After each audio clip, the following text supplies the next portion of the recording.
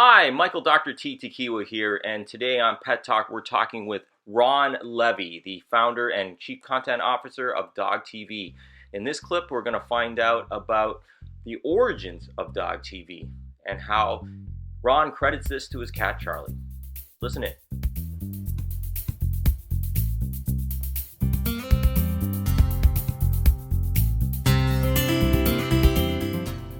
Joining me is a special guest today, Mr. Ron Levi. He is the founder and he's the chief content officer of DogTV. And if you've never heard about DogTV, we'll get into details about how many countries it's in now, but it's been around for little over half a decade, correct?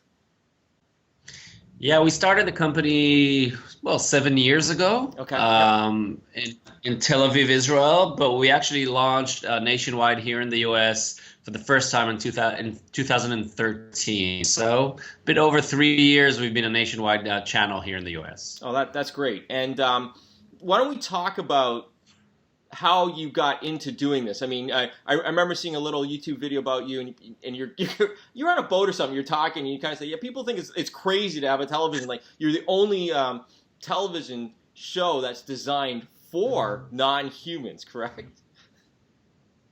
Correct. Yeah, it's the only channel in the world that is not for people.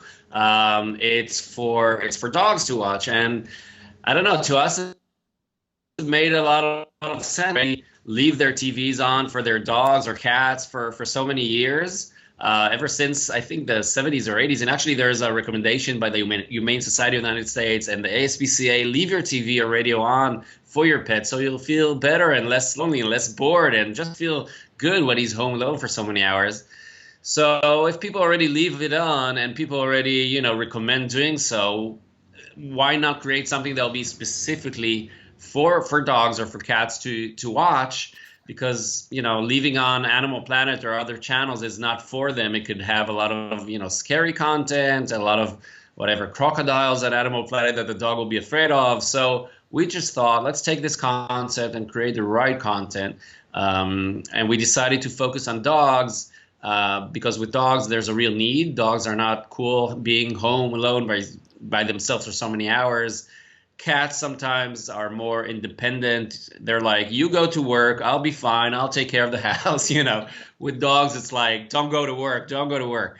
So and plus it's a big market for dogs in the US especially. So we thought, let's do a dog TV channel, and that's when it all started. We started to do 3.5 years of studying dogs before we did anything. That's why we started the company 7 years ago, but we only launched 3 years ago because it took us nearly 3.5 years to do the research and learn what dogs need and how do they see and what colors and what do they hear, etc. And after we learned all that, we managed to start working on the content. I thought of this idea exactly 10 years ago, 2006. And I was at the time a radio broadcaster and a TV host in Israel and a TV writer. I wrote The Amazing Race and other shows, etc. And yeah, and I used to go to the TV channel every day, but I left my cat Charlie alone every day, and I felt really guilty. I got him from London to Israel, and he wasn't very happy there. he preferred the English weather for some reason. So I remember the day I went to work and I looked at Charlie, and he gave me the saddest eyes in the world, like saying, "Don't go, don't leave me alone." And I thought that he's right, that it's not cool and I need to do something for him. I started to play with different things, different toys and music. He didn't react too well, but then I thought, well, the TV is here, maybe I can try to use it somehow. And so I downloaded some stuff from the internet, like videos of birds and squirrels and whatever, and he reacted. He jumped to the TV, and I took pictures. I couldn't believe it.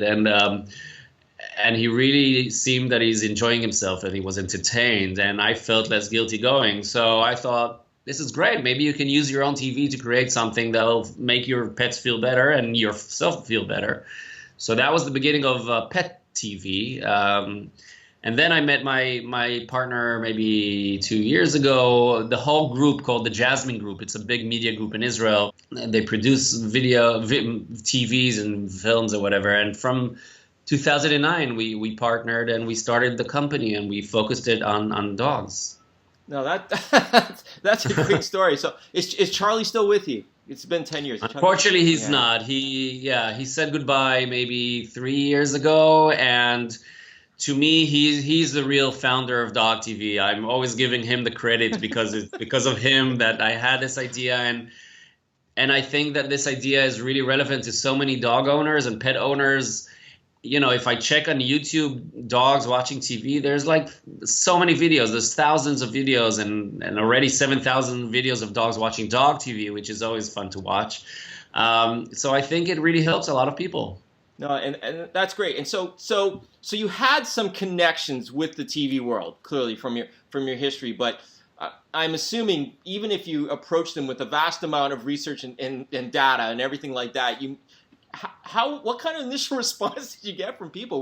Were they accepting? Were they of like-minded? Because when you said most people do leave their TVs on, I've done that a zillion times. But you're right. A lot of people thought that this is a very crazy idea when we started.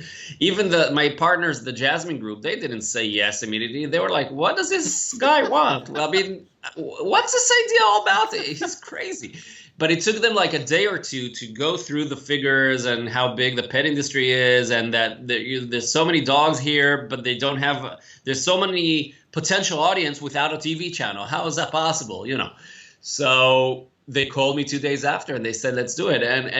But it was the same response pretty much everywhere. I mean, we went to network TVs here in the US, and they were like, they thought we're kidding.